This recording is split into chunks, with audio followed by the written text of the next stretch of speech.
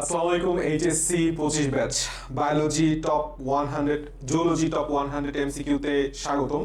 কাহিনী হচ্ছে আজকের ক্লাসটা গুরুত্বপূর্ণ এই কারণে আমি তোমাকে 100টা কোশ্চেন সলভ করাবো, তার সাথে ডিটেলসও সলভ করাবো খুব কম সময়ে। সাথে সাথে সবচেয়ে ইম্পর্টেন্ট যে বিষয়টা, জুলজি কোশ্চেন সবসময় দেখবা যথেষ্ট হার্ড, যথেষ্ট ডিপ, যথেষ্ট কনসেপচুয়াল হয়। এই জন্য আমি তোমাকে সাজেশনও দিয়ে দিব, অর্থাৎ এই জিনিসগুলো তোমাকে সাথে সাথে ক্লাসের সাথে সাথে তুমি বই দেখে পড়ে ফেলাবা। সো লেটস গো, আসো আমরা সরাসরি কথা না বাড়াই একদম কাজের মধ্যে ঢুকে যাই। আমাদের প্রথমেই দেখো বলছে যে অর্জিত বৈশিষ্ট্যের আমরা 1 নাম্বার পেজে যাই, আমি মেবি 100 নাম্বার পেজে আসছি। 1 নম্বরে আমরা চলে আসবো একদম সেই প্রথম অধ্যায়ে, প্রাণীর ভিন্নতা এবং শ্রেণীবিন্যাসে। নিচের কোন প্রাণীটি অ্যাসিলোমেট, অর্থাৎ তুমি এই সিলোম এবং সাথে সাথে প্রতিসাম্যতা খুব সুন্দর করে পড়ে যাওয়া, একদম সুন্দর করে, কারণ এটা তোমার কতে আসবে, খতে আসবে, তোমার এমসিকিউতে আসবে। নিচের কোনটি অ্যাসিলোমেট? আমরা জানি সেটা হচ্ছে সিউডোসিলোমেট। সিউডোসিলোমেট হচ্ছে নেমাটোডা, এবং নেমাটোডার আগে যেগুলি আছে, নেমাটোডার কি বলি আগে তথা নিচে যেগুলি আছে সবাই হচ্ছে অ্যাসিলোমেট, আর নেমাটোডার পরে যেগুলি আছে সবাই হচ্ছে সিলোমেট বা ইউসিলোমেট। এখন নেমাটোডার মধ্যে কি আছে, কথাটা বলছে অ্যাসিলোমেট। নেমাটোডার মানে কি? সিরোসিলোমেট। নেমাটোডার আগে কি আছে? পরিফেরা। নেমাটোডার আগে আছে হচ্ছে পরিফেরা, নিডারিয়া, সি নিডারিয়া। আর একটা আছে কি? প্লাটিহেলমিনথেস। এই প্লাটিহেলমিনথেস পর্বের একটা প্রাণী হইতেছে আমাদের ফিতাকৃমি। এই জিনিসটা খুব ইম্পর্টেন্ট, আমি আবারও বলতেছি। নেমাটোডাটাকে মনে রাখবা সিউডোসিলোমেট। এই কথাটা খুবই গুরুত্বপূর্ণ যে নেমাটোডা সিউডোসিলোমেট, এটা অনেক পরীক্ষায় আসছে। এখন এই নেমাটোডার আগে যেগুলি আছে, যে পর্বগুলো আছে, তারা হচ্ছে অ্যাসিলোমেট। নেমাটোডার পরে যারা আছে তারা হচ্ছে ইউসিলোমেট। নেমাটোডার আগে কি আছে? Porifera, Cnidaria, Platyhelminthes. এখন প্লাটিহেলমিনথেস এরা তো দ্বিস্তরী, নিডারিয়া দ্বিস্তরী, পরিফেরা ত্রিস্তরী। পরিফেরা কোন স্তরই নাই, প্লাটিহেলমিনথেস হচ্ছে ত্রিস্তরী। ত্রিস্তরী হলেও এরা অ্যাসিলোমেট। এই কথাটা আমি তোমাকে বুঝাইতে যাচ্ছি যে প্লাটিহেলমিনথেস এরা কি? এরা ত্রিস্তরী, এরা ত্রিস্তরী, কিন্তু ত্রিস্তরী হলেও এরা কি হবে? অ্যাসিলোমেট হবে। এই কথাটা খুবই গুরুত্বপূর্ণ। আর সিউডোসিলোমেট কারা? তারা হচ্ছে নেমাটোডা বা অপ্রকৃত সিলোমযুক্ত। আচ্ছা, এরপরে কোশ্চেন আসি, সেটা হচ্ছে এখানে প্রশ্নটা হচ্ছে প্রতিসাম্যতা নিয়ে। প্রশ্নটা ছিল হচ্ছে প্রতিসাম্যতা, ঠিক আছে? প্রতিসাম্যতা আমি তোমাকে লিখে দিচ্ছি। প্রতিসাম্যতা বলতে কি বোঝায়? যে কোনো একটা মধ্যরেখীয় তলের দুই পাশে সমান সংখ্যক অংশের অবস্থান। এখন ভলভক্স কি? গোলীয় প্রতিসাম্যতা। মনে রাখবা, গোলীয় প্রতিসাম্যতা উদাহরণ হচ্ছে ভ, হে, রা। ভতে ভলভক্স, হেতে হেলিওজোয়া, রেডিওলারিয়া। আর একটা আছে হাইড্রা। মনে রাখবা, হাইড্রাতে হচ্ছে কি? অরীয় প্রতিসাম্য। কি প্রতিসাম্য? অরীয় প্রতিসাম্যর উদাহরণ মনে রাখবা হাইজেসি। হাইতে হাইড্রা, যেতে জেলিফিশ, সিতে সি অ্যানিমল। আর একটা আছে সেটা হচ্ছে পঞ্চ অরীয় প্রতিসাম্য। কি অরীয়? পঞ্চ অরীয় প্রতিসাম্যের বেলায় উদাহরণ হচ্ছে একাইনোডার্মাটা। কি ডার্মাটা? একাইনোডার্মাটা। আর একটা আছে অপ্রতিসাম্য কি? অপ্রতিসাম্য হচ্ছে কোন প্রতিসাম্য তল বরাবর, কোন মধ্যরেখীয় তল বরাবর কোন অংশকে ভাগ করা যাবে না। এরকম একটা উদাহরণ হচ্ছে আমাদের পরিফেরা পর্ব। এখন পরিফেরা একটা পর্বের উদাহরণটা মেডিকেল কোশ্চেন আসছিল, এটা বোর্ডেও পরবর্তীতে দিছে। সেটা হচ্ছে মনে রাখবা পিলা গ্লোবোসা। এটা যদিও আপেল শামুক, পিলা গ্লোবোসা। এটা কি? এটা হচ্ছে আমাদের আপেল শামুক। তো এই আপেল শামুক সাথে পরিফেরা পর্বের যাবতীয় যত প্রাণী আছে, স্পঞ্জ, সবাই হচ্ছে অপ্রতিসাম্য। তাহলে অরীয় প্রতিসাম্য কারা? হাইজেসি, হাইড্রা, জেলিফিশ, সি অ্যানিমল। পঞ্চরীয় প্রতিসাম্য কারা? একাইনোডার্মাটা। অপ্রতিসাম্য পরিফেরা পর্বের সকল স্পঞ্জ। আর পিলা গ্লোবোসা আপেল শামুক। গোলীয় প্রতিসাম্য ভ, হে, রা। বাস, এই কথা মনে রাখলেই হবে ইনশাআল্লাহ। আচ্ছা, আসো আমরা এরপরের কোশ্চেনে আসি, সেটা হচ্ছে নিচের কোন প্রাণীটি গঠনগতভাবে সরলতম? যারা বিবর্তনিক ধারায় আসলে আমাদের পর্বগুলো সাজানো হয়েছে, যেরকম প্রথমে পরিফেরা, তারপরে নিডারিয়া, তারপরে Platyhelminthes, nematoda, mollusca, Annelida, arthropoda, তারপরে করডা। তো এইভাবে আসলে কিভাবে যত তুমি দূরে যাবা ততই তারা উন্নত হবে। তাহলে সবার আগে যেটা অবস্থিত সেটা সবচেয়ে সরলতম উদাহরণ কি আছে? তাহলে আমরা জানি এই যে এখানে একটা খেয়াল করো, সেটা হচ্ছে আমরা পরিফেরা পর্ব। সবার আগে কি আছে? পরিফেরা পর্ব। তাহলে এই যে নিচের দিকে যে কথাটা লেখা আছে স্পঞ্জিলা, স্পঞ্জিলা হচ্ছে গঠনগতভাবে সবচাইতে সরলতম প্রাণী। আমরা পরিফেরা পর্বের একটা বৈশিষ্ট্যই হচ্ছে এরা সবচাইতে সরলতম, সবচাইতে কি তম, সরলতম। পরিফেরার পর শব্দ আসছে কি, ছিদ্রাল প্রাণী। এটা কি প্রাণী, ছিদ্রাল প্রাণী, ঠিক আছে। কারণ কি এদের মধ্যে মধ্যে ছোট ছোট ছিদ্র থাকে, মধ্যে ছোট ছোট ছোট কি থাকে, ছিদ্র থাকে, এবং ভেতরে কিছু কাটা থাকে, কিছু কাটা থাকে, চুনময় কাটা, চুনময় কাটা, এদেরকে বলা হয় স্পিকিউল, ঠিক আছে। স্পিকিউল সাথে ভিতরের দিকে স্পঞ্জিন নামক কিছু, স্পঞ্জিন নামক কিছু জৈব তন্তু পাওয়া যায়। স্পঞ্জিন আর স্পিকিউল নামক কাটা আর স্পঞ্জিন নামক জৈব তন্তু পাওয়া যায়। এরা ছিদ্রাল প্রাণী। মাঝ বরাবর একটা নল থাকে, এদেরকে বলা হয়, একে বলা হয় হচ্ছে অস্কুলাম। কি বলা হয়, অস্কুলাম। আমি তোমাদের একটা জিনিস পড়াইছিলাম, সেটা হচ্ছে অস্থির পরিয়াপা। অস্থির পরিয়াপা কি করছে, মুকুলের সাথে গেম খেলেছে। অর্থাৎ এদের যে জনন পদ্ধতিটা, পরিফেরাদের জনন পদ্ধতিটা, এটা হচ্ছে মুকুল সৃষ্টি, আর একটা মনে রাখবা গেমিউল সৃষ্টি, আর একটা কি মনে রাখবা, গেমিউল সৃষ্টি। কি বলছি ছন্দটা একবার শুনলেই মনে রাখার কথা, মনে থাকার কথা। অস্থির পরি আপা, অস্থির কি আপা, পরি আপা, মুকুলের সাথে গেম খেলছে। আর যেহেতু সে পরি এবং সাথে কি পড়ছে, স্পঞ্জ পড়ছে, অর্থাৎ এদের অপর নাম হচ্ছে স্পঞ্জ। যাই হোক, এটা আমরা এর জন্যই পড়াইলাম, যেটা হচ্ছে আমি তোমাকে কিছু সাজেশন দিব যে আমাদের যত মেজর পর্ব আছে, যত কি আছে, আমাদের যত মেজর পর্বগুলো আছে, মেজর ফাইলামগুলো আছে, সেই ফাইলামগুলো অবশ্যই ফাইলামগুলোর গুরুত্বপূর্ণ বৈশিষ্ট্যগুলো দেখে যাবা, গুরুত্বপূর্ণ বৈশিষ্ট্য দেখে যাবা, ঠিক আছে। উদাহরণ সহ, উদাহরণ সহ। আই রিপিট, আমাদের সেকেন্ড পেপারে কোশ্চেন বললাম একটু পেঁচায়, একটু কঠিন হয়। আসলে পরে কোশ্চেন বলছে ত্রিপদ নামকরণ। ত্রিপদ নামকরণ হচ্ছে পাখি বিজ্ঞানী স্লেজেল, আর লিনিয়াস হচ্ছে আমাদের দ্বিপদ নামকরণ। কি পদ নামকরণ, দ্বিপদ। তাহলে দ্বিপদ বললে লিনিয়াস, আর ত্রিপদ বললে পাখি বিজ্ঞানী স্লেজেল। এরপরে কোশ্চেনটা হচ্ছে শিখাকোষ কোন পর্বের প্রাণীতে দেখা যায়। শিখাকোষ প্লাটিহেলমিনথেস পর্বের প্রাণীতে দেখা যায়। মনে রাখতে হবে, আমি একটু আগে বলছি যে প্লাটিহেলমিনথেস এরা হচ্ছে কি কৃমি, ফিতা কৃমি, ফিতা কৃমি, বা এদেরকে বলা হয় ফ্ল্যাট ওয়ার্ম, ফ্ল্যাট ওয়ার্ম। এরা কি ত্রিস্তরী, এরা ত্রিস্তরী, ত্রিস্তরী হলেও এরা কি অ্যাসিলোমেট, অ্যাসিলোমেট। এবং এদের একটা গুরুত্বপূর্ণ কোষ হচ্ছে শিখা কোষ। এদের রেচনতন্ত্রে কি পাওয়া যায়, এদের রেচনতন্ত্রে শিখা কোষ খুবই গুরুত্বপূর্ণ, বা ফ্লেম সেল পাওয়া যায়। সো এই জিনিসটা খুবই গুরুত্বপূর্ণ যে শিখা কোষ কাদের পাওয়া যায়, প্লাটিহেলমিনথেসদের পাওয়া যায়। কি দেশের পাওয়া যায়, প্লাটিহেলমিনথেসদের পাওয়া যায়। আচ্ছা, এরপরে আমি তোমাদের আরেকটা জিনিস পড়াই দিই, অ্যানেলিডা। অ্যানেলিডাদের যে রেচন অঙ্গ, অ্যানেলিডাদের রেচন অঙ্গ পাওয়া যায় হচ্ছে নেফ্রিডিয়া।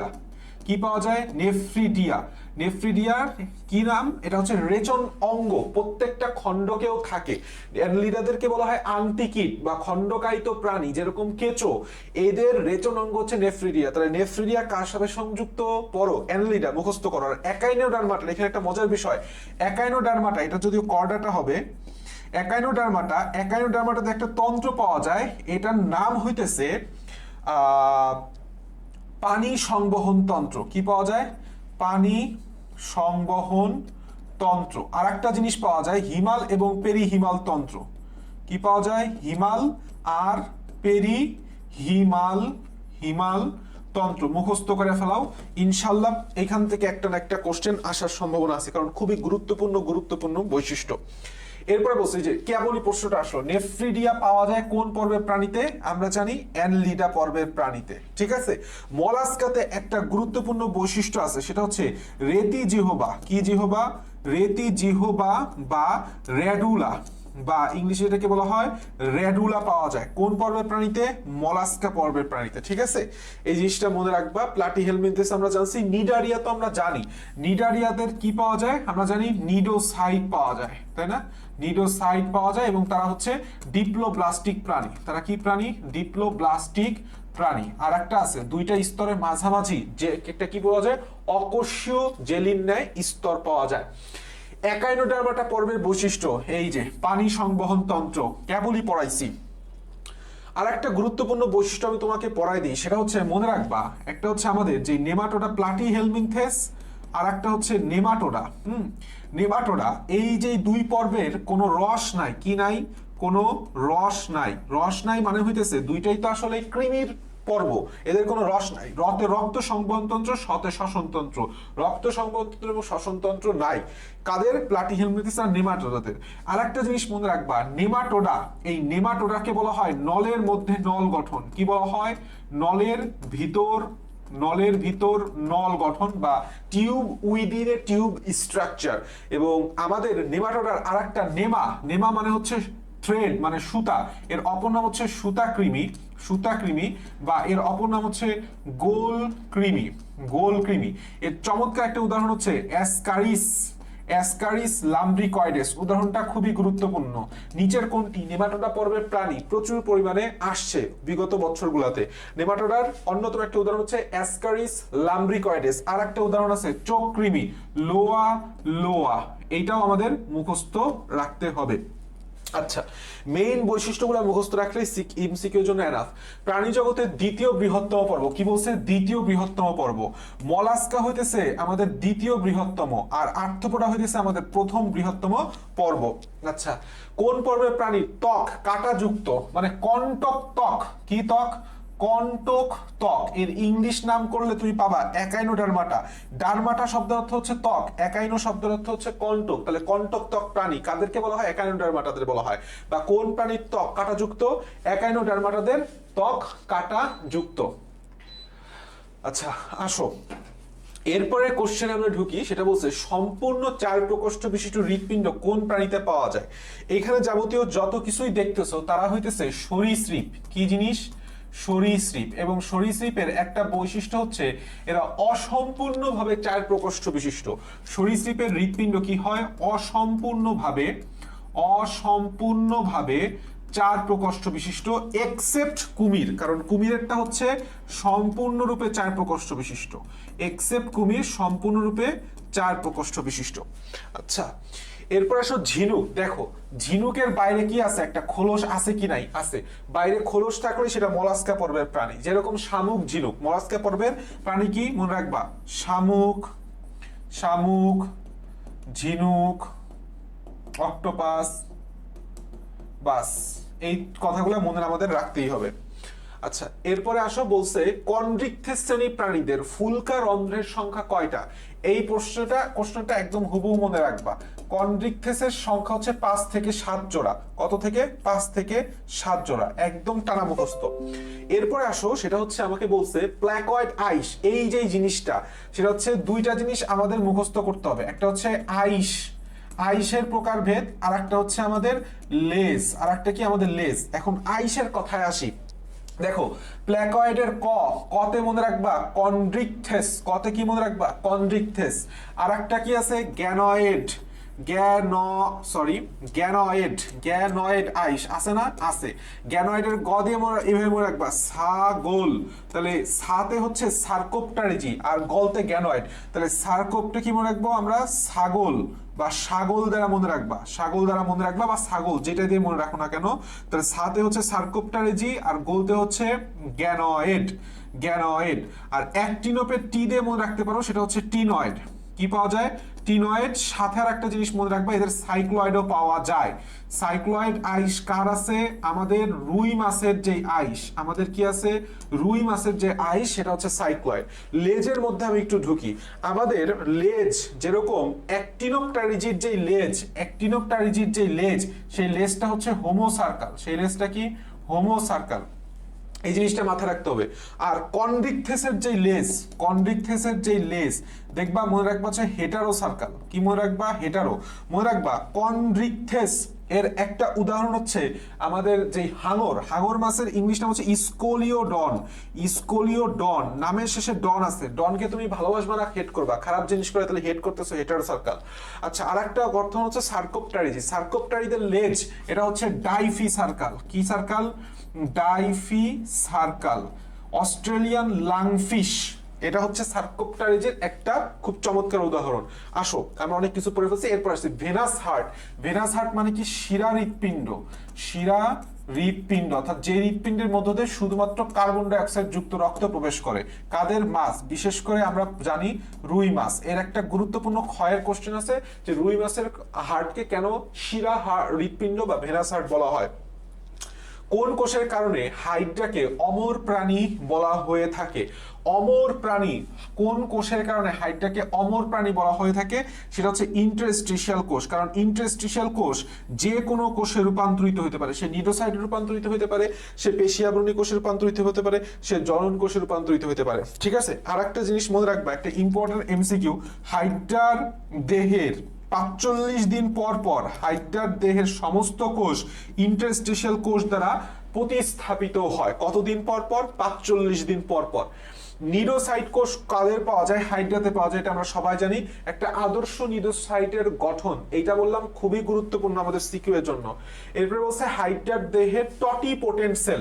টটিপোটেন্ট সেল মানে কি? টটিপোটেন্সি শব্দের অর্থ কি? একটা কোষ থেকে একাধিক কোষে পরিণত হয়, সেম জিনিস ইন্টারস্টিশিয়াল কোষ। কোন ধরনের চলন পদ্ধতি? এই যে হাইড্রার যেই চলন পদ্ধতিটা খুবই গুরুত্বপূর্ণ আমাদের সিকিউ এবং এমসিকিউ দুইটার জন্য। দেখো বলছে লম্বা, লম্বা লতে লুপিং, লতে কি? লুপিং। যদি বলতো হাইড্রার দ্রুত চলন প্রক্রিয়া, দেখো দ্রুতর ইংলিশ কি? স্পিড। স্পিড দন্ত সতে সমারসল্টিং। তো দ্রুত বলতে সেটা হচ্ছে সমারসল্টিং, বা স্পিড বলতে, বা যদি বলতো সাধারণ চলন পদ্ধতি, দেখো সাধারণের সমারসল্টিং এর ঠিক আছে, আশা করি এটুকু মনে থাকবে। তাহলে দুইটা জিনিস পড়তে হবে, লম্বা দূরত্ব লুপিং, সাধারণ স্পিড দ্রুত সমারসল্টিং। আচ্ছা এখন আসো আর একটা কথা, লুপিং এ কয়টা লুপ সৃষ্টি হয়? একটি লুপ। সমারসল্টিং এ কয়টা লুপ সৃষ্টি হয়? দুটি লুপ। এই কথা যেন মনে থাকে। আর সমারসল্টিং মানে আসলে ডিগবাজি চলন। ঠিক আছে, যদিও ডিগবাজি চলন অপর আর একটা নামও দেওয়া আছে। আর একটা গুরুত্বপূর্ণ কথা আছে, সেটা হচ্ছে হাইড্রা বুদবুদ সৃষ্টি করে। বুদবুদ সৃষ্টি করার মাধ্যমে কোন চলন সম্পন্ন করে? মনে রাখবা ভাষা। মনে রাখবা কি? ভাষা। ঠিক আছে, এই জিনিসটা আমাদের লাগবে। এরপর আসো ঘাসফড়িং এর মধ্যে। ঘাসফড়িং এর মাথায় স্ক্লেরাইট কোনটি? স্ক্লেরাইটের কিছু অংশ আছে, আমরা এইভাবে পড়াইছিও তোমাদের। ভাই কয় কিসে যাবে? ফ্রান্সে। ফ্রান্সে যাবে। অর্থাৎ ভাইতে হচ্ছে ভার্টেক্স, কয়তে ক্লাইপিয়াস, ফ্রান্সতে ফ্রন্সিয়াম, আর যাবেতে হচ্ছে জেনা। চারটা পার্ট, ভার্টেক্স, ক্লাইপিয়াস, ফ্রান্স আর একটা হচ্ছে জেনা। এই চারটা হচ্ছে মাথার স্ক্লেরাইটের অংশ। মাথার কিসের? মাথার স্ক্লেরাইটের অংশ। আচ্ছা টার্গাম বুকের অংশ, স্টার্নাম বুকের অঙ্কীয় দেশ, টার্গাম পৃষ্ঠদেশের অংশ, ল্যাবিয়াম তো আমাদের মুখ পাঙ্গের অংশ। ঘাসফড়িং এর উদরে কতটি খণ্ডক আছে? আমরা সবাই জানি 11টি খণ্ডক। ঘাসফড়িং এর উদরে কতটি খণ্ডক? টোটাল 11টি খণ্ডক। ঘাসফড়িং এর ল্যাসিনিয়া পাওয়া যায় কোথায়? ল্যাসিনিয়া, ল্যাসিনিয়া পাওয়া যায় ম্যাক্সিলা। কিভাবে মনে রাখবো? ম্যাক্সিলা লা দিয়ে মনে রাখবা, ল্যাসিনিয়া। ম্যাক্সিলা লা দিয়ে মনে রাখবা, ল্যাসিনিয়া। এরপর আসছে ঘাসফড়িং এর রক্তের নাম কি? ঘাসফড়িং এর রক্ত, ঘাসফড়িং এর রক্ত আমরা জানি ঘাসফড়িং এর উন্মুক্ত ধরনের রক্ত সংবহন তন্ত্র, যার কারণে রক্তের মধ্যে রক্তটা ব্লাড, এই যে ব্লাড, এই ব্লাড আর আমাদের যে লসিকা মিলিত হয়, লসিকা বা লিম্ফ মিলিত হয়ে নতুন যে রক্তটা তৈরি করে তার নাম হচ্ছে হিমো। হিমো মানে হচ্ছে ব্লাড, আর লিম্ফ থেকে আসছে লিম্ফ, তাহলে হিমোলিম্ফ হচ্ছে ঘাসফড়িংয়ের রক্তকণিকার নাম, রক্তের নাম। আর যদি বলতো রক্তকণিকা বললে হচ্ছে হিমোসাইট আসতো। আর রক্ত সংবহন তন্ত্র কোন ধরনের? উন্মুক্ত রক্ত ধরনের। কারণ আমরা সবাই জানি আর্থ্রোপোডাদের কি আছে? হিমোসিল আছে। হিমোসিল কি? একটা গহ্বর। এই গহ্বরে কি ঢুকে? রক্ত ঢুকে কিসে পরিণত হয়? হিমোলিম্ফে পরিণত হয়। বুঝাইতে পারছি আশা করি। এরপর আসো নিচের কোনটি প্রতিসরণশীল অঙ্গ? ঘাসফড়িং এর পুঞ্জাক্ষীর গঠনের যে একক ওবাটিডিয়ামের মধ্যে এটা আছে। প্রতিসরণশীল অঙ্গ বললে আমরা দাগাবো হচ্ছে ক্রিস্টালাইন কোন, এই কথাটা মাথায় রাখতে হবে। আর এটা হচ্ছে র্যাবডম। আসলে র্যাবডমের মাধ্যমে দুইটা কথা মনে রাখবা। র্যাবডমের মাধ্যমে আলো গৃহীত হয়। কি হয়? খুবই খুবই গুরুত্বপূর্ণ, এটা মেডিকেলেও আসছে, বোর্ডেও আসছে, সামনেও আসবে। আলো গৃহীত হয়। আলো গৃহীত হয়। আর একটা কথা সেটা হচ্ছে প্রতিবিম্ব তৈরি হয়। কি তৈরি হয়? প্রতিবিম্ব তৈরি হয়। আর একটা জিনিস এখানে একটু এক্সেপশনাল লিখে দিচ্ছি, সেটা হচ্ছে ঘাসফড়িং এর যে ওমাটিডিয়ামে লেন্সের মতো কাজ করে। কিসের মতো? লেন্সের মতো কাজ করে কে? কর্নিয়া। কে কাজ করে? কর্নিয়া কাজ করে। আচ্ছা, ক্রিস্টালাইন কোন কোষ থেকে ক্রিস্টালাইন কোন তৈরি হয়? ক্রিস্টালাইন কোন কোষ কিছু রাসায়নিক পদার্থ ক্ষরণ করে, সেই খরিত পদার্থগুলো একত্রিত হয়ে ক্রিস্টালাইন কোন তৈরি করে। আর কর্নিয়া জেন কোষ থেকে কর্নিয়া তৈরি হয়। দ্যাটস ইট, আর কিছু এখান থেকে লাগবে না। আচ্ছা, আর একটা জিনিস আমি তোমাকে একটু পড়াই দিচ্ছি এই ইসের মধ্যে, মনে রাখবা, সেটা হচ্ছে মৃদু মৃদু তো মৃদুর মধ্যে দুই ধরনের প্রতিবিম্ব আছে, তাই না? আমরা জানি সুপার পজিশন প্রতিবিম্ব, আর একটা হইতেছে তোমার অ্যাপোজিশন প্রতিবিম্ব। তো এইখানে একটা খুবই গুরুত্বপূর্ণ কথা, যে আমাদের যে সুপার পজিশন প্রতিবিম্ব, সেই সুপার পজিশন প্রতিবিম্বে অস্পষ্ট আলো তৈরি হয়, অস্পষ্ট প্রতিবিম্ব তৈরি হয়, যার কারণে সুপার পজিশন প্রতিবিম্ব মানেই হইতেছে, মনে রাখবা, সেটা হচ্ছে মৃদু আলো। কি আলো? মৃদু আলো। তো সুপার পজিশন প্রতিবিম্ব যখন গঠন হবে সেটা অস্পষ্ট হবে, এবং অস্পষ্ট কখন হয়? সাধারণত আমরা মৃদু আলোতে অস্পষ্ট দেখি। আর একটা হচ্ছে অ্যাপোজিশন প্রতিবিম্ব। অ্যাপোজিশন প্রতিবিম্ব। এখন অ্যাপোজিশন প্রতিবিম্ব কখন গঠিত হয়? মানে প্রতিবিম্বটা কিরকম হয়? প্রতিবিম্বটা হয় স্পষ্ট। আর স্পষ্ট মানে কি? দিনের বেলা, অর্থাৎ উজ্জ্বল আলো। উজ্জ্বল আলো, বাস। তাহলে সুপার পজিশন প্রতিবিম্ব হচ্ছে অস্পষ্ট, যেটা মৃদু আলোতে গঠিত হয়। অ্যাপোজিশন প্রতিবিম্ব যেটা হচ্ছে স্পষ্ট, সেটা হচ্ছে উজ্জ্বল আলোতে গঠিত হয়।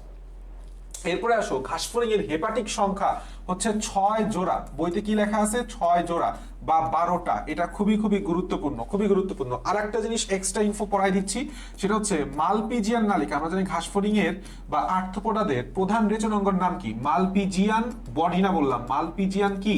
নালিকা। এই কথা মাথায় রাখবা, মালপিজিয়ান নালিকা। মালপিজিয়ান নালিকা থাকে 100টি। মালপিজিয়ান নালিকা থেকে কয়টি? 100টি, গাঢ় সবুজ বর্ণের। মাছের জোড়া পাখনা কয়টি? রুই মাছের মধ্যে থেকে প্রশ্ন আসছে। নামের সাথে পথ আছে, পথ থাকা মানেই হচ্ছে এরা হচ্ছে বিজোড়। এরা মানে কি? বিজোড়। তাহলে বাকিটা কি? শ্রোণী পাখনা, এটা হচ্ছে জোড়। বক্ষ পাখনা এবং শ্রোণী পাখনা এরা হচ্ছে জোড়। এরপরে আসছে রুই মাছের প্রধান চলন পাখনা কোনটি? প্রধান চলন পাখনা একদম সবার শেষে। প্রধান চলন পাখনা একদম সবার শেষে পুচ্ছ পাখনা। আর একটা জিনিস খুবই গুরুত্বপূর্ণ, সেটা হচ্ছে প্রধান যে রক্ষাকারী অঙ্গ, প্রধান রক্ষাকারী অঙ্গ বললে কি দাগাবা বলতো? আইস দাগাবা। আইস কি? আইস, সাইক্লয়েড আইস, সাইক্লয়েড আইস। রুই মাছের কানকোর পিছনের পাখনাকে কি বলা হয়? দেখো, কানকোর পিছনে রুই মাছটা তোমাকে যদি একটু এরকম ভাবে নরমাল একটা স্ট্রাকচার রাখি, এইটা হচ্ছে কানকো, এটা হচ্ছে তার চোখ, এই দিকে একটা পাখনা এভাবে থাকে। তাহলে এই পাখনাটা কোথায় আছে বলতো? এইটা মাথার বুকের দিকে আছে না, মানে বুকের দিকে। তাহলে বুকের দিকের পাখনাকে কি বলবো? বক্ষ পাখনা। উপরের দিকের যে পাখনাটা থাকে এই যে এইভাবে, এটাকে কি বলা হয়? পৃষ্ঠ পাখনা। নিচের দিকে একটা পাখনা থাকে, নিচের দিকে। আর এই যে এই পাশে শেষের দিকের যে পাখনাটা, এটা কি বলা হয়? পুচ্ছ পাখনা। এই পাশে থাকে হচ্ছে আমাদের পায়ু পাখনা, নিচের দিকে থাকে হচ্ছে আমাদের শ্রোণী পাখনা। আশা করি এটুকু বুঝতে পারছি। কোন নদীকে প্রাকৃতিক জিন ব্যাংক সমৃদ্ধ মৎস্যখনি একটা নদীকে বলা হয়, সেটা হচ্ছে হালদা। সেটা কি বলা হয়? হালদাকে। টায়ালিন মিশ্রিত হয় কোথায়? আচ্ছা, টায়ালিন বললাম আমাদের মুখে পাওয়া যায়। তাহলে মুখে যেহেতু পাওয়া যায়, তাহলে এটা কোথা থেকে আসবে? লালাগ্রন্থি থেকে আসবে। ঠিক আছে, ওকে। এর আবার একটা গুরুত্বপূর্ণ, টায়ালিনের অপর নাম হচ্ছে স্যালিভারি অ্যামাইলেজ। আমি লিখে দিই, স্যালিভারি কি? Amylase, amylase. এটা সক্রিয় হয় হচ্ছে ক্লোরাইড আয়ন দ্বারা। এটা সক্রিয় হয় কি দ্বারা? ক্লোরাইড আয়ন দ্বারা। পাকস্থলী প্রাচীরের প্যারাইটাল কোষ থেকে নিঃসৃত, এই যে পাকস্থলী প্রাচীরের বা গ্যাস্ট্রিক পিটের যে 4 প্রকার কোষের কোনটা থেকে কি ক্ষরণ হয়? খুবই খুবই ইম্পর্টেন্ট। প্যারাইটাল কোষ থেকে আমরা সবাই জানি সেটা হচ্ছে আমাদের হাইড্রোক্লোরিক অ্যাসিড ক্ষরিত হয়। কি ক্ষরিত হয়? হাইড্রোক্লোরিক অ্যাসিড ক্ষরিত হয়। আচ্ছা, আমি তোমাকে একটু মজার ছলে পড়াই দিচ্ছি, সেটা হচ্ছে মনে রাখবা, চিফ, জামাই পেপসি খায়, অর্থাৎ যেটা আমাদের চিফ কোষ, যেটা আমাদের কি কোষ, চিফ কোষ, তার অপর নাম হচ্ছে জাইমোজেনিক কোষ, সেখান থেকে কি ক্ষরিত হয়, পেপসিনোজেন ক্ষরিত হয়। তাহলে পেপসিনোজেন ক্ষরিত হয় কোথা থেকে, জাইমোজেনিক কোষ থেকে, যার অপর নাম কি, চিফ কোষ, যার অপর নাম কি, চিফ কোষ। আর পাকস্থলীর প্যারাইটাল কোষ থেকে কি হয়, হাইড্রোক্লোরিক অ্যাসিড ক্ষরণ হয়। কি ক্ষরণ হয়, হাইড্রোক্লোরিক অ্যাসিড ক্ষরণ হয়। আশা করি এইটুক পর্যন্ত তোমাদের কোনো সমস্যা নাই। আচ্ছা আসো আমরা এরপরের দিকে আসি। মানবদেহের সবচেয়ে বড় গ্রন্থি আমরা জানি যকৃত, আমরা সবাই এটা জানি। আচ্ছা এরপর বলছে কোথায় ইউরিয়া তৈরি হয়, এটা একটা জোস কোশ্চেন। ইউরিয়া তৈরি হওয়ার একটা চক্রের নাম আছে হচ্ছে অর্নিথিন চক্র। কি চক্র, অর্নিথিন চক্র। এই অর্নিথিন চক্র সংঘটিত হয় হচ্ছে আমাদের যকৃতে বা লিভারে। পিত্তরস ক্ষরিত হয় কোন গ্রন্থি থেকে, বলছে কি ক্ষরিত হয় যকৃত থেকে। যদি এখানে রাখতো সঞ্চয়, যদি কি বলতো সঞ্চয় হয় কোথায়, পিত্তথলিতে। কি থলিতে, পিত্তথলিতে, মনে রাখবা সঞ্চয় হয় পিত্তথলিতে। আর ক্ষরিত হয় বললাম যকৃত থেকেই বা লিভার থেকেই। শর্করা যকৃতে সঞ্চিত হয় কিভাবে, দেখো আমাদের ব্লাডে বা আমাদের রক্তে যে গ্লুকোজটা থাকে সেটা গ্লাইকোজেনেসিস প্রক্রিয়ায় লিভারে ঢুকে। লিভারে ঢুকে সে কিসে পরিণত হবে, 100% গ্লাইকোজেন রূপে। এবং এই ক্ষেত্রেই যে হরমোনটা কাজ করে সেটার নাম হচ্ছে ইনসুলিন। আর একটা আছে এপিনেফ্রিন, আমরা আপাতত ইনসুলিনটাই মনে রাখি, ইনসুলিন হরমোন। আর লিভারে কি আসতেছে, গ্লুকোজ থেকে কিসে পরিণত হচ্ছে, গ্লাইকোজেনে পরিণত হচ্ছে। কি প্রক্রিয়ায়, গ্লাইকোজেনেসিস প্রক্রিয়ায়। আবার যদি উল্টা ভাবে ঘটে যে গ্লাইকোজেন থেকে গ্লুকোজ আসতেছে, সেটা হচ্ছে গ্লাইকোজেনোলাইসিস প্রক্রিয়া, সেখানে আমার কাজ করে হচ্ছে গ্লুকাগন হরমোন। কি কাজ করে, গ্লুকাগন হরমোন কাজ করে। আচ্ছা তাহলে এখানে একটা গুরুত্বপূর্ণ বিষয় আমি তোমাকে বেসিক কনসেপ্ট পড়াই দিই। ইনসুলিন রক্তে গ্লুকোজের মাত্রা কি করতেছে, কমাইতেছে, আর গ্লুকাগন রক্তে গ্লুকোজের মাত্রা বাড়াইতেছে। কোনটি আমিষ পরিপাককারী এনজাইম, লাইপেজের মধ্যে লিপিড ভাইব আছে, তার মানে এটা 100% লিপিড পরিপাককারী। ল্যাকটেজের মধ্যে ল্যাকটোজ সুগারের ভাইব আছে, তাহলে এটা হচ্ছে কার্বোহাইড্রেট পরিপাককারী এনজাইম। আইসোমল্টোজের সাথে সংশ্লিষ্ট, তাহলে এটাও বললাম কার্বোহাইড্রেট কে বিশ্লিষ্ট করবে। রেনিন হচ্ছে দুগ্ধ আমিষ, কেসিনকে দুগ্ধ আমিষ পরিপাককারী এনজাইম। রেনিন দুগ্ধ কেসিনকে কিসে পরিণত করে, প্যারাকেসিনে পরিণত করে। আচ্ছা এরপরে কোশ্চেন বলছে অগ্নাশয় রসে বিদ্যমান এনজাইম কোনটা। ক্ষুদ্রান্ত্রের অগ্নাশয় রস থেকে যেই এনজাইমগুলো নিঃসৃত হয়, যেই ছকটা আছে, এই ছকটা very very very much important. Trypsin আমরা জানি, আমি সবকিছু লিখে দিচ্ছি দেখো। ট্রিপসিন, এরপরে আছে chymotrypsin, কার্বক্সিপেপটাইডেস,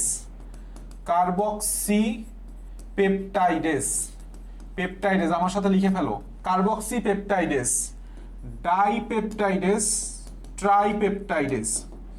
trypsin, chymotrypsin, carboxypeptidase, dipeptidase, aminopeptidase, collagenase. কি হয়, কোলাজিনেস। আর একটা আছে অ্যাস্টারেস, আর একটা কি আছে, অ্যাস্টারেস। বাস, তাহলে এই যে 8টা নাম আমি লিখলাম, 1 2 3 4 5 6 7 8, একদম টানা মুখস্থ। ক্ষুদ্রান্তে যখন পরিপাকটা হয় তখন অগ্নাশয় রসে আমিষ পরিপাককারী এই 8টা এনজাইম থাকে। ট্রিপসিন, কাইমোট্রিপসিন, কার্বক্সিপেপটাইডেস, ডাইপেপটাইডেস, অ্যামাজিনেস, কোলাজিনেস, অ্যাস্টারেজ, ইলাস্টেজও আছে। অ্যাস্টারেজের সাথে ইলাস্টেজও আছে। এগুলি মুখস্থের বিষয়, মুখস্থ রাখতে হবে। অগ্নাশয় আলফা কোষ থেকে, অগ্নাশয়ের আমরা জানি আলফা কোষ থেকে গ্লুকাগন। ইনসুলিন কোথা থেকে ক্ষরিত হয়, বিটা। সোমাটোস্ট্যাটিন হচ্ছে ডেল্টা। প্যানক্রিয়াটিক পলিপেপটাইড হচ্ছে পিপি কোষ থেকে ক্ষরিত হয়। আচ্ছা কোনটি আহারের পর পরিবর্তন ছাড়াই সরাসরি দেহে শোষিত হয়, আমরা জানি খনিজ লবণ। বাকি সবগুলাই পরিপাকের প্রয়োজন হয়, এটা কোনো পরিপাক লাগে না, সরাসরি খনিজ লবণ তো সরাসরি শোষিত হবেই, কমন সেন্স। ক্ষুদ্রান্তের অংশ নয়, ক্ষুদ্রান্তের কি কি অংশ আছে আমরা জানি, ডিজে ইলিয়াস, তাই না, মানে কি, ডিতে ডিওডেনাম, জেজুনাম, ইলিয়াম। ফান্ডাস কি জিনিস, ফান্ডাস হচ্ছে পাকস্থলীর অংশ। কি অংশ, পাকস্থলীর অংশ। দেখো আমি একটা জিনিস একটু পড়াই দিই তোমাকে। এই যে পাকস্থলীটা দেখতেছো না, এই পাকস্থলীর এই যে অংশ আর আরেকটা আছে এই অংশ। তো এইখানে একটা মজার বিষয় আছে, সেটা হচ্ছে যে এই যে উপরের দিকে যেই তুমি অঞ্চলটা দেখতে পাইতেছো এইটাই হচ্ছে ফান্ডাস। ফান্ডাসে হচ্ছে গ্যাস জমা থাকে। ফান্ডাসে কি জমা থাকে? গ্যাস জমা থাকে, ঠিক আছে। আর এই যে ডিওডেনাম, আর উপরে আছে পাইলোরাস, মাঝখানটা বড় ভাগ ছোট ভাগ, দেহ বডি, আর ওই পাশে আছে হচ্ছে কার্ডিয়া, ওই পাশে আছে কার্ডিয়া। তাহলে আমরা পাকস্থলীর কি কি অংশ জানলাম?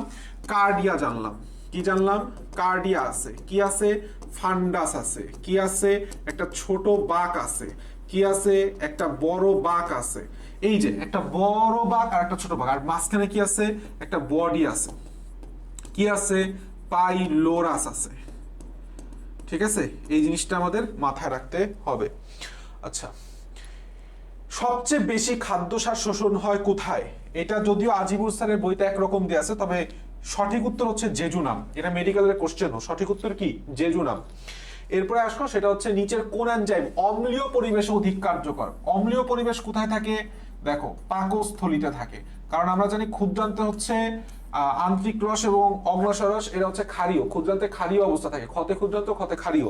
পাকস্থলীতে হচ্ছে হাইড্রোক্লোরিক অ্যাসিড থাকে, এইটার কারণে সে আম্লিক পরিবেশে থাকে। এখন তুমি বলো পাকস্থলীতে কোন এনজাইম পাওয়া যায়? পাকস্থলীতে কোন এনজাইম পাওয়া যায়? ট্রিপসিন পাবো, ইরেপসিন পাবো, কাইমোট্রিপসিন পাবো? না, পেপসিন পাবো। পেপসিন এবং পেপসিন হচ্ছে পাকস্থলীর প্রধান এনজাইম, যেটা পেপসিনোজেন হিসেবে খরিত হয়। যেটা কি হিসেবে খরিত হয়? পেপসিনোজেন। পেপসিনোজেন হিসেবে খরিত হয়।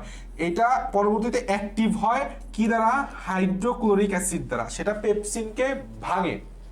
আচ্ছা, এরপর আসো রক্তনলীতে রক্ত জমাটবদ্ধ না হওয়ার কারণ হচ্ছে হেপারিন।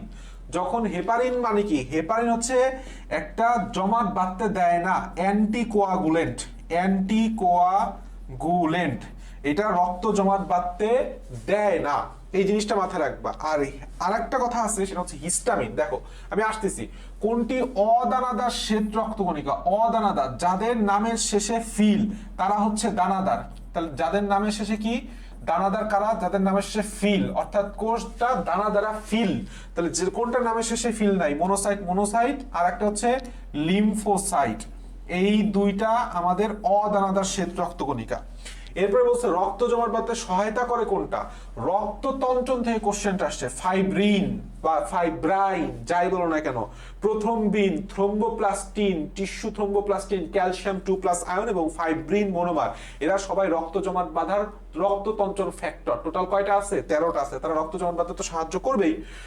লোহিত রক্তনিকা আর শ্বেত রক্তনিকা, আগে কি বলছে খেয়াল করো, আগে আরবিসি ইসটু ডাব্লিউবিসি বলছে। তাহলে এটা হচ্ছে 700:1। পরীক্ষা যদি উল্টায় দেয় কি হবে? 1:7 হবে। এরপরে কোশ্চেন দেখো, কোন রক্তকণিকা হেপারিন ক্ষরণ করে? হেপারিন আমাদের বেসোফিল, দুইটা এইচ মনে রাখবে। এক এইচতে হচ্ছে হেপারিন, এক এইচতে কি? হেপারিন, আর এক এইচতে হচ্ছে হিস্টামিন, আর এক এইচতে কি? হিস্টামিন। এই হেপারিন আর হিস্টামিন ক্ষরণ করে হচ্ছে আমাদের বেসোফিল। আর ইওসিনোফিল কি করে? ইওসিনোফিল হচ্ছে অ্যালার্জিক সাড়া প্রদান করে। কি পরে? অ্যালার্জিক সাড়া। আর সাথে সাথে মনে রাখবা, সেটা হচ্ছে কৃমির লার্ভা ধ্বংস করে। কৃমির লার্ভা ধ্বংস করে, এই জিনিসটা আমাদের খুবই খুবই খুবই খুবই গুরুত্বপূর্ণ। আচ্ছা, এরপর আসো ডান অলিন্দ আর ডান নিলয়ের মাঝে। আরে ভাই, এইটা আমার হার্ট না, এইটা আমার হার্ট না, তাহলে এইটার মাঝখানে কি থাকবে? এখানে একটা ট্রাইকাসপিড ভালভ থাকে। আর এই পাশে কি থাকে? এই পাশে একটা বাইকাসপিড ভালভ থাকে। অর্থাৎ ডান অলিন্দ আর ডান নিলয়ের মাঝখানে থাকে ট্রাইকাসপিড, বাম অলিন্দ বাম নিলয়ের মাঝখানে থাকে বাইকাসপিড। মিল আছে। আর একটা কথা, সেটা হচ্ছে এদিক থেকে কি আসে? এখানে তো কার্বন ডাইঅক্সাইড যুক্ত রক্ত, এখানে যায় কোথায়? Pulmonary aorta. পালমোনারি অ্যাওর্টা আর রাইট যে ভেন্ট্রিকল, এদের মাঝখানে কি থাকে? Pulmonary semilunar কপাটিকা। আর এইটা হচ্ছে আমার অ্যাওর্টা, এটা হচ্ছে আমার অ্যাওর্টা। এইখানে আর একটা কি থাকে? অ্যাওর্টিক সেমিলুনার কপাটিকা। সবগুলোই আসলে অর্ধচন্দ্রাকৃতির কপাটিকা। আচ্ছা, আর একটা গুরুত্বপূর্ণ কথা, ইউস্টেশিয়ান কপাটিকা কোথায় থাকে জানো? এটা থাকে হচ্ছে রাইট অ্যাট্রিয়াম আর আমাদের ইনফেরিয়র ভেনা ক্যাভা, এইটার মাঝখানে। আর একটা কপাটিকা আছে যার নাম হচ্ছে থিবেসিয়ান কপাটিকা। থিবেসিয়ান কপাটিকা। থিবেসিয়ান কপাটিকা কোথায় থাকে? রাইট অ্যাট্রিয়াম আর আমাদের করোনারি সাইনাসের মধ্যে। কিসের মধ্যে? করোনারি সাইনাসের মধ্যে। ঠিক আছে, এই জিনিসটা মনে রাখতে হবে, এটা খুবই খুবই গুরুত্বপূর্ণ, খুবই গুরুত্বপূর্ণ। আর আরেকটা কথা আমি পরে বলবো। আর ঢুকি, অ্যাট্রিয়ামের সিস্টোলের স্থিতিকাল। আমরা সবাই জানি অডাসি 71, মানে কি এতে অলিন্দ বা অ্যাট্রিয়ামের ডায়াস্টল হচ্ছে 0.7, তো 0.7 এটা কি, এটা হচ্ছে অ্যাট্রিয়ালের ডায়াস্টল। আর 1 তো হচ্ছে 0.1, এটা কি সিতে অডাসি অলিন্দর সিস্টল, মানে অ্যাট্রিয়ামের সিস্টল, অ্যাট্রিয়াল সিস্টল। আচ্ছা, আর একটা কথা সেটা হচ্ছে নিডাসি 53, মানে নিলয়ের ডায়াস্টল হচ্ছে 0.5, তাহলে এটা কি হবে diastole of ventricle, ventricular diastole. আর 0.3টা হচ্ছে সি, তাহলে ভেন্ট্রিকুলার সিস্টল। এইটা বললাম খুবই খুবই ইম্পর্টেন্ট, প্রচুর পরিমাণে আসছে বোর্ড কোশ্চেন, ঠিক আছে, যে কোনো না কোনো বোর্ডে এটা আসবেই। এসএন থেকে এভিএন এ উদ্দীপনা পৌঁছাতে অ্যাকচুয়াল সময় কত লাগে? 0.15 সেকেন্ড সময়, 0.15 সেকেন্ড সময়। আচ্ছা, এখানে একটা গুরুত্বপূর্ণ কথা বলে রাখি, সেটা হচ্ছে AV nodal delay, AV nodal delay কত? 0.09 সেকেন্ড, এই কথাটা মনে রাখবা। এভি নোডাল ডিলে কত সেকেন্ড? 0.9 সেকেন্ড। আচ্ছা আসো, এরপরে বলছে একটি হৃৎপিণ্ডের কোনটি হৃৎপিণ্ডের অংশ? আসলে হৃৎপেশির অংশ হবে ইন্টারক্যালাটেড ডিস্ক, আমরা জানি হৃৎপেশির অংশ। আচ্ছা, আমি তোমাকে একটা জিনিস একটু পরে দেখাচ্ছি। নিচের, এটা নিম্নের, আসলে ভাবা হচ্ছে নিম্নের কোন সংবহন মানুষে অনুপস্থিত? রেনাল পোর্টাল সংবহন মানুষে অনুপস্থিত। লিভার পোর্টাল অর্থাৎ পোর্টাল, হেপাটিক পোর্টাল থাকে, রেনাল পোর্টাল থাকে না। এরপরে বলছে করোনারি ধমনী রক্ত সংবহন করে কোথায়? খুবই গুরুত্বপূর্ণ। করোনারি শব্দটা আসলে আমাদের কার্ডিয়াকের সাথে সংশ্লিষ্ট, তাহলে কার্ডিয়াক কার সাথে সংশ্লিষ্ট? 100% হৃৎপিণ্ড। তো হৃৎপিণ্ডে সংবহনকারী রক্তকণিক রক্তনালীর নাম হচ্ছে করোনারি ধমনী। আর হৃৎপিণ্ড থেকে রক্ত আবার হৃৎপিণ্ডের অ্যাট্রিয়ামে নিয়ে যাওয়ার জন্য ছোট্ট একটা বড় সড়ো ভেইন আছে, বেশ মোটা, এটার নাম হচ্ছে করোনারি সাইনাস। আমি লিখে দিচ্ছি, সেটা হচ্ছে করোনারি সাইনাস। এটা কি?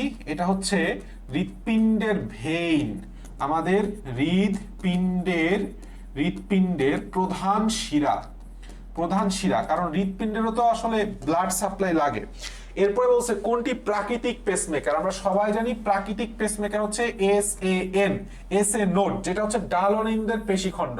আর একটা আছে সংরক্ষিতটার নাম কি, বা যেটাকে বলা হচ্ছে রিজার্ভ, যেটাকে কি বলা হচ্ছে রিজার্ভের নাম হচ্ছে অ্যাট্রিওভেন্ট্রিকুলার নোড, এভিএন। আচ্ছা, এরপরে প্রশ্ন বলছে শ্বসন বৃক্ষের কোন অংশে গ্যাসীয় বিনিময় হয়? গ্যাসীয় বিনিময় মানে হচ্ছে শ্বসন অঞ্চল। কি অঞ্চল? শ্বসন অঞ্চল। তোমাদের বইতেই দেখো একদম প্রথমে 3টা অঞ্চলে ভাগ করছে, আদান প্রদান, গ্রহণ, আর একটা হচ্ছে শ্বসন অঞ্চল। তো শ্বসন অঞ্চল শুরু হয়েছে হচ্ছে আমাদের শ্বসন ব্রঙ্কিওল থেকে। এখন ব্রঙ্কিওল থেকে একদম অ্যালভিওলাস পর্যন্ত। কি পর্যন্ত? অ্যালভিওলাস পর্যন্ত।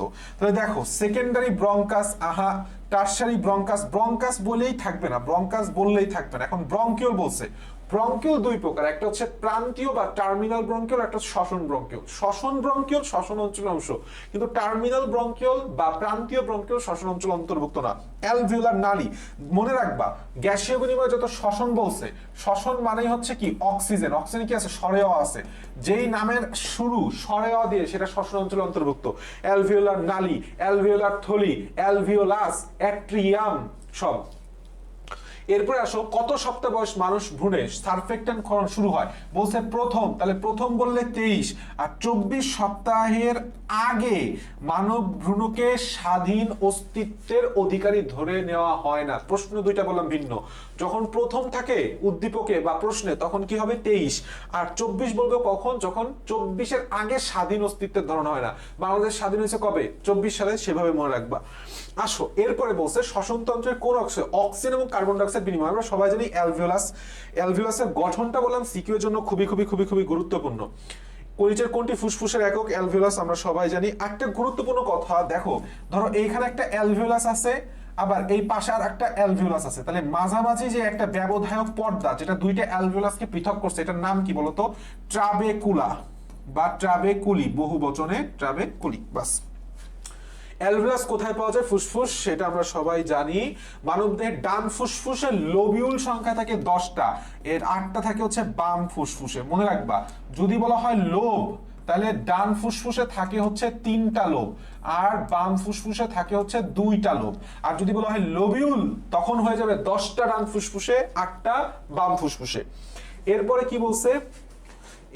কি বলছে ওকে ঠিক আছে, কথা শোনা যাচ্ছে, দেখাও যাচ্ছে আশা করি। সারফেক্ট্যান্ট কোনটিতে পাওয়া যায়? সারফেক্ট্যান্ট পাওয়া যায় অ্যালভিওলাসে। সারফেক্ট্যান্টের কাজ কি কি? কাজ হচ্ছে পৃষ্ঠটান কমিয়ে দেয়। কি কমিয়ে দেয়? পৃষ্ঠটান কমিয়ে দেয়, যার কারণে ফুসফুস সহজে সংকুচিত প্রসারিত হইতে পারে। 23 সপ্তাহের আগে এই সারফেক্ট্যান্ট ক্ষরণ শুরু হয় না, সর্বপ্রথম 23 সপ্তাহে শুরু হয়। তো এই যে যখন শুরু হলো এর জন্যই তখন আমাদের বাচ্চার ফুসফুসটা কার্যকরী লাভ করে। এর আগে বাচ্চা জন্মালে বাঁচে থাকে না, কারণ কি? ওই সারফেক্ট্যান্ট যতক্ষণ না ক্ষরণ হবে ততক্ষণ ফুসফুস কার্যকর হইতে পারে না, ফুসফুস ফুলতেই পারে না। এরপরে আসো, সেটা হচ্ছে বলছে কোথায় সেরাস ফ্লুইড পাওয়া যায়। মনে রাখবা আমাদের যেই ফুসফুস, এই ফুসফুসের একটা আবরণ আছে, তাই না? ফুসফুসের আবরণের নাম কি? আমরা জানি প্লুরা। তো প্লুরার আবার 2টা লেয়ার আছে, একটা প্যারাইটাল লেয়ার আর একটা কি লেয়ার? ভিসরাল লেয়ার। বাইরের দিকে থাকে হচ্ছে আমাদের প্যারাইটাল লেয়ার। কি থাকে? Parietal layer. আর ভেতরের দিকে থাকে হচ্ছে আমাদের ভিসেরাল লেয়ার। তো এই মাঝখানে একটা গ্যাপ থাকে, গ্যাপে একটা ফ্লুইড পাওয়া যায় যেটার নাম হচ্ছে সেরাস ফ্লুইড। সেরাস ফ্লুইড কোথায় পাওয়া যায়? ফুসফুসের আবরণ তথা প্লুরাতে।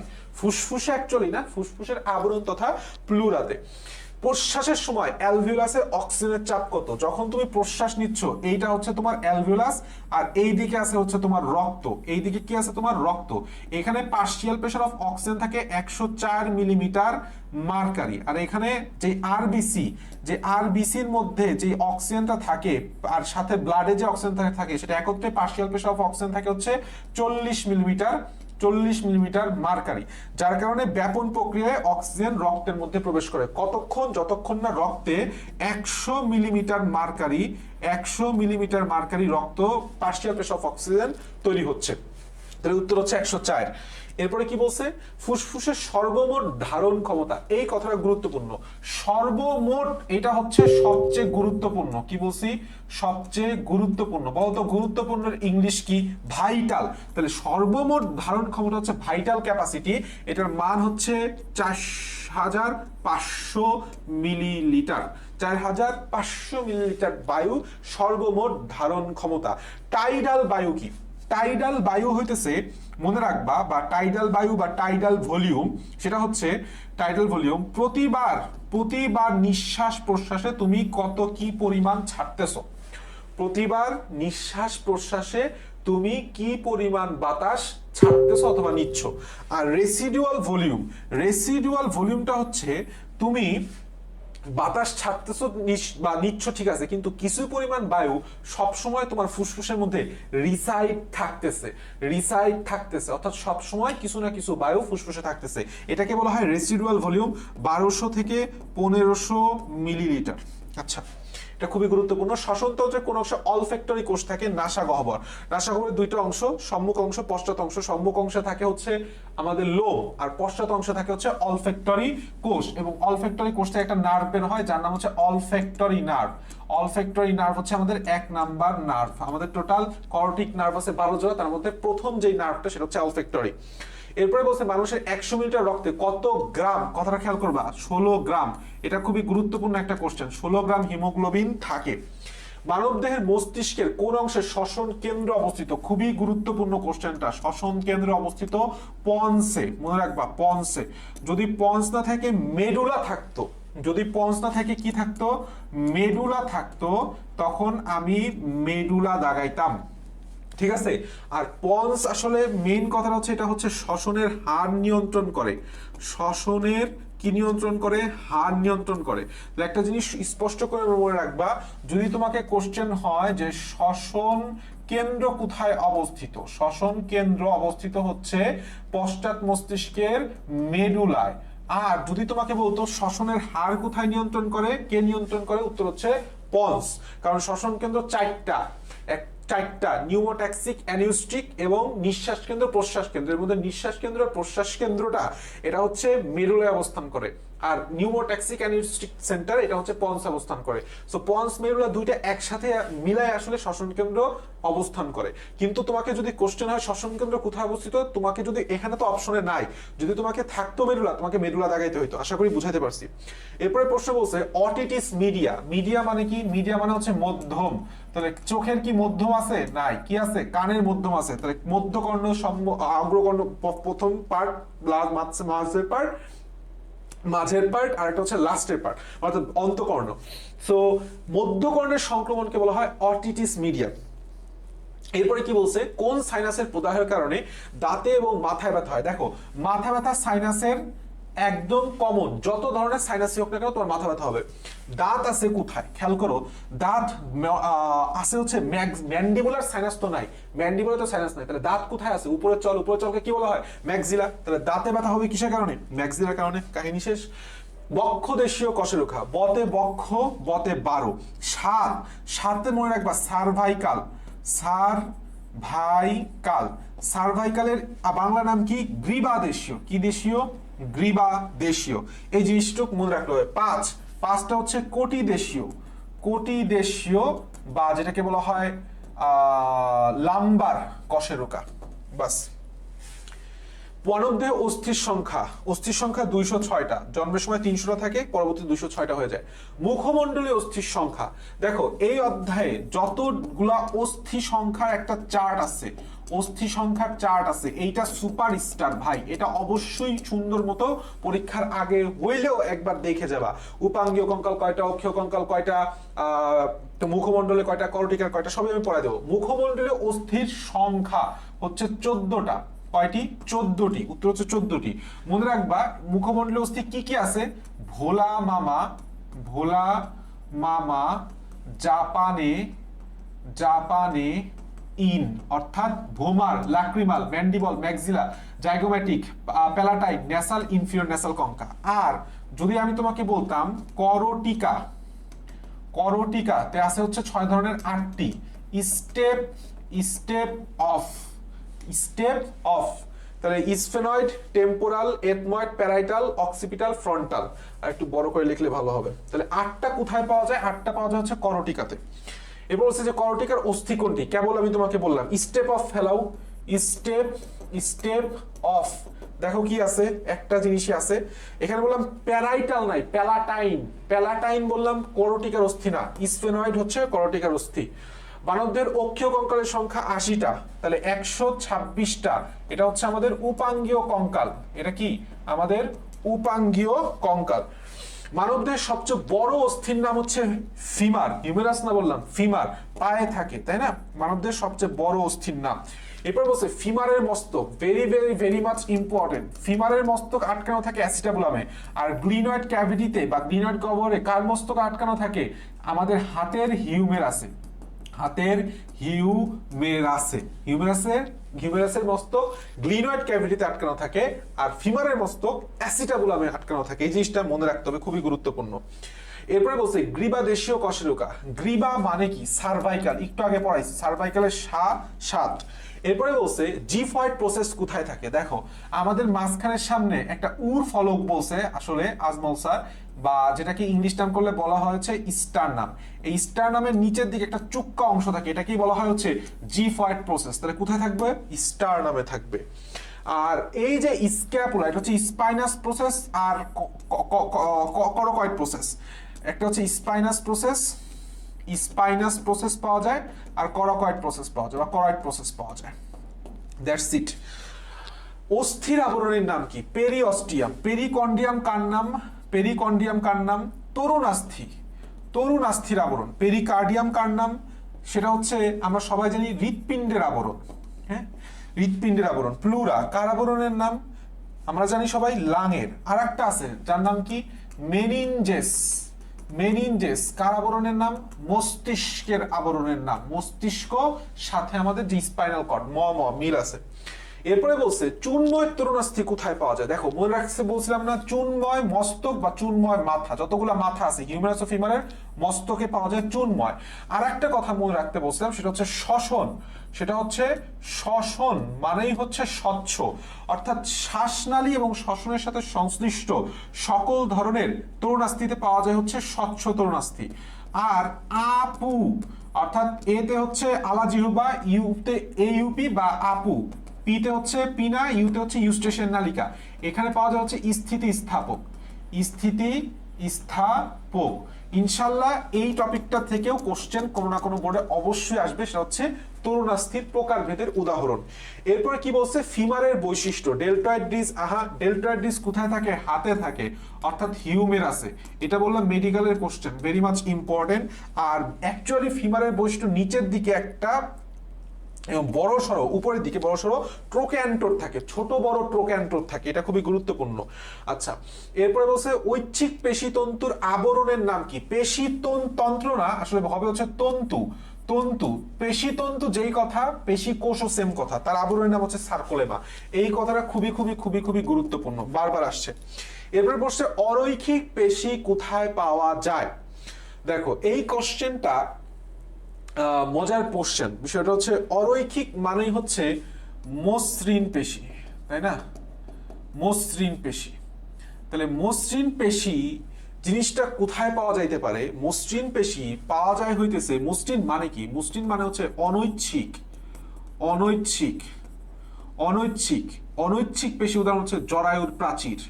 অনৈচ্ছিক পেশির কি? জরায়ুর প্রাচীর। বাকি তিনটাই হচ্ছে বললাম ঐচ্ছিক। গলবিল, মধ্যচ্ছদা, জিহ্বা, নড়াইতে পারতেছি ইচ্ছাধীন, সেটা ঐচ্ছিক। মনে রাখবা অরৈখিক পেশি, অনৈচ্ছিক পেশি, মসৃণ পেশি সেম জিনিস। কোথায় কোথায় পাওয়া যায় দেখবা যে একটা তিনটা ছক আছে, তিনটা পেশির ছকের নিচে অবস্থান বলে একটা কথা লেখা আছে, ওইটা খুবই গুরুত্বপূর্ণ। সাজেশন আমি বললাম দিয়ে দিচ্ছি ক্লাসের ফাঁকে ফাঁকে প্রত্যেকটা অধ্যায় থেকে। টেন্ডনের ক্ষেত্রে কোনটি সঠিক? টেন্ডন হচ্ছে মাংসপেশিকে অস্থির সাথে সংযুক্ত করে, পেশিকে অস্থির সাথে সংযুক্ত করে। দুটি হাড়কে সংযুক্ত করা হচ্ছে লিগামেন্ট।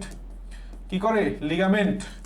আচ্ছা, এরপরে বলছে তৃতীয় শ্রেণীর লিভারের উদাহরণের ক্ষেত্রে মানুষের কোনই সন্ধি, যত প্রকার সন্ধি আছে সবগুলো আসলে পিভট হিসেবে কাজ করে, ঠিক আছে? আর একটা জিনিস মনে রাখো, এই যে লিভারের বেলায় মনে রাখবা এভাবে, সেটা হচ্ছে প্রভা, প্রপি, ভাপি। এটা হচ্ছে 1 2 3, মানে কি? এক নাম্বার যে লিভার আছে তার দুই প্রান্তে, এক পাশে হচ্ছে প্রতে প্রচেষ্টা, আর এক পাশে হচ্ছে ভার আছে, মাঝখানে হচ্ছে পিভট আছে। এর উদাহরণ কি? অতে হচ্ছে অল্প বল প্রয়োগ করে বেশি ফল, আর একটা হচ্ছে সামান্য বল প্রয়োগ করে বেশি ফল, সামান্য গতি। 3 নাম্বারটা হচ্ছে দ্রুত গতির সঞ্চালন। এই ছোট্ট একটা ছক যদি তুমি মনে রাখো, দেখবা যে লিভার থেকে যাবতীয় সকল কোশ্চেন পারবা। আমি যদি বলি তৃতীয় শ্রেণীর লিভারে পিভট থাকে কোথায়? এক প্রান্তে, এই যে ভাপি, এক পাশে ভার, এক পাশে পিভট। আর একটা জিনিস উদাহরণ তোমাকে যদি বলি, মানুষের বেলায় মাথা, এরপরে দ্বিতীয় শ্রেণী হচ্ছে পা, একবার উপরে একবার নিচে, আর মাঝেরটা হচ্ছে হাত, হাতের কুনুই। এই জন্য এটা তৃতীয় শ্রেণীর লিভার, দেখো বলে দিছে। এরপরে প্রশ্ন আসে মেন্ডেলের প্রথম সূত্রকে কি বলে? আমরা জানি প্রথমের পৃথকীকরণ সূত্র এটা আমি তোমাদের পড়াইছি। আচ্ছা, এর দ্বিতীয় সূত্র স্বাধীনভাবে মিলনের সূত্র হচ্ছে আমাদের দ্বিতীয় সূত্র, ঠিক আছে? দ্বিতীয় সূত্র হচ্ছে স্বাধীনভাবে মিলনের সূত্র। প্রথম সূত্র পৃথকীকরণ সূত্র বা বিশুদ্ধতার সূত্র, বিশুদ্ধতার সূত্র। এরপরে বলছে সমপ্রকটতা, যত প্রকার প্রকটতা আছে সবাই হচ্ছে প্রথম সূত্রের ব্যতিক্রম। আর প্রথম সূত্রের ব্যতিক্রম 3:1 পরিবর্তে যা পাও সবই হচ্ছে 1:2, এক্সেপ্ট লিথাল জিন। লিথাল জিনে কি হয়? লিথাল জিন মানে হচ্ছে মারণ জিন, একটা মরে যায়, যার কারণে 2:1 হয়। আচ্ছা, এই যে অনুপাত, এই জিনিসটা আমি আবারও বলতেছি, প্রত্যেকটা অনুপাত সাজেশন একদম ঠাটা মুখস্থ, একদম ঠাটা মুখস্থ।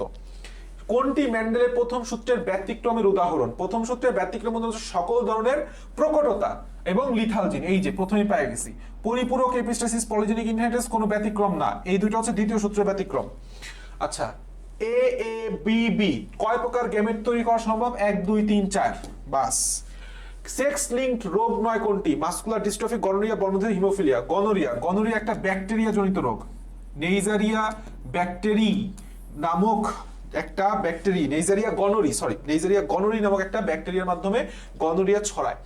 নিচের কোন রোগের কারণে হাই স্কুলের একজন ছাত্র চলৎ শক্তিহীন হয়ে পড়তে পারে কিসের কারণে? মাসেলের সমস্যা, পেশিতে সমস্যা, মাসকুলার ডিস্ট্রফি, দাইকি ডিস্ট্রফিন জিন। আচ্ছা, এরপরে বলছে মানুষের লাল সবুজ বর্ণান্ধতা জিন, লাল সবুজ বর্ণান্ধতা এটা 100% একটা সেক্স লিঙ্ক জিন। আমরা সবাই পড়ে আসছি। হিমোফিলিয়া আক্রান্ত মহিলার সম্ভাব্য পিতা মাতা কে হইতে পারে? আচ্ছা, যেহেতু মহিলা, হিমোফিলিয়া আক্রান্ত মহিলা, আমি যখন তোমাদের এই অধ্যায়টা পড়াইছিলাম মনে আছে কিনা বলছিলাম যে মহিলারা হিমোফিলিয়া হয় তার বাবার কাছ থেকে।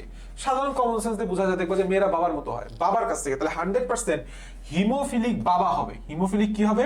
বাবা হবে। তাহলে তুমি বুঝতে পারতেছো এটা আমাদের অপশন বাদ, এটা অপশন বাদ। তাহলে হিমোফিলিক বাবা আমি করে দিলাম, হিমোফিলিক বাবা। তাহলে এখন দেখো আমি দুই নাম সুস্থ মা নিলে হয় কিনা।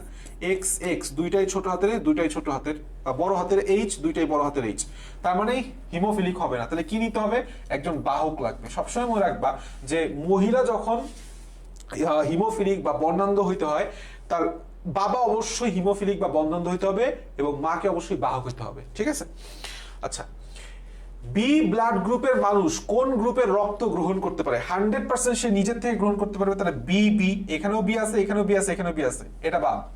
আচ্ছা, এখন আমরা সবাই জানি যে গ্রহণ করতে হলে, আর ও বলে একটা কথা আছে, ও কি? ও হচ্ছে সার্বজনীন দাতা। সার্বজনীন কি? দাতা। দাতার উদাহরণ হচ্ছে ও নেগেটিভ। আর একটা আছে সার্বজনীন, সার্বজনীন কি? গ্রহিতা। গ্রহিতা হচ্ছে এ বি পজিটিভ। দুইটা জিনিস বললাম, খুবই গুরুত্বপূর্ণ, মুখস্থ রাখতে হবে। তাহলে ও যেহেতু সার্বজনীন দাতা, ওর থেকে নিতে পারবে আর নিজের থেকে তো নিতেই পারবে। That's it, B answer. এরপরে বলছে প্রাকৃতিক নির্বাচন মতবাদ। দেখো কিছু মতবাদ আছে, এটা জিনিসটা আমাদের মনে রাখতে হবে। তার মধ্যে আমাদের ল্যামার্ক বলছিল অর্জিত বৈশিষ্ট্যের মতবাদ। কি গাঞ্জাখুরি কথা, যে তুমি ধরো একটা কুকুরের লেজ কেটে দিছো, কুকুরের যে বাচ্চা হবে সেও বাচ্চার লেজ থাকবে না, এটা হচ্ছে অর্জিত বৈশিষ্ট্যের মতবাদ। ল্যামার্ক বলছিলেন হচ্ছে অর্জিত বৈশিষ্ট্যের মতবাদ, অর্জিত বৈশিষ্ট্যের মতবাদ। আর ডারউইন, সেই ডারউইন বলছিলেন হচ্ছে প্রাকৃতিক নির্বাচন মতবাদ, যে প্রকৃতি যাকে নির্বাচন করবে, প্রকৃতির সাথে যে খাপ খাইয়ে নিতে পারবে সেই টিকে থাকবে। আচ্ছা, এরপরে প্রশ্ন বলছে কোনটি সংযোগকারী যোগসূত্র? সংযোগকারী যোগসূত্র দুইটা, একটা হচ্ছে প্লাটিপাস আর একটা হচ্ছে আর্কিওপটেরিক্স। আর একটা কি? Archaeopteryx. Archaeopteryx very very very much important. এরপরে বলছে জীবন্ত জীবাশ্ম কোনটি? ল্যাটিমারিয়া। জীবন্ত জীবাশ্মর উদাহরণ আমি খুবই বারবার বলতেছি, উদাহরণগুলো খুব চমৎকার করে মনে রাখতে হবে। ল্যাটিমারিয়া, প্লাটিপাস, প্লাটিপাস, লিমুলারিয়া, ঠিক আছে? তারপর আছে সাইকাস, প্লাটিপাস, লিমুলারিয়া, platypus, latimeria, cycas, that's it. And সমবৃত্তীয় অঙ্গ দুইটা প মনে রাখতে বলছিলাম, পতে পাখি, পতে পতঙ্গ। সমবৃত্তীয় উদাহরণ কি বলছি? সমবৃত্তীয় বললে কি মনে রাখবো? দুইটা প মনে রাখবো, এক পাশে একটা প থাকবে আর এক পাশে একটা প থাকবে। That's it. আর্কিওপটেরিক্সকে কোন কোন শ্রেণীর সংযোগকারী যোগসূত্র বলা হয়? Very much important question. আর্কিওপটেরিক্সের মধ্যে দুইটা জিনিস থাকে, একটা হচ্ছে পাখি আর একটা হচ্ছে সরীসৃপ।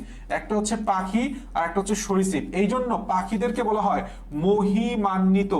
কি বলা হয়? মহিমান্বিত সরীসৃপ।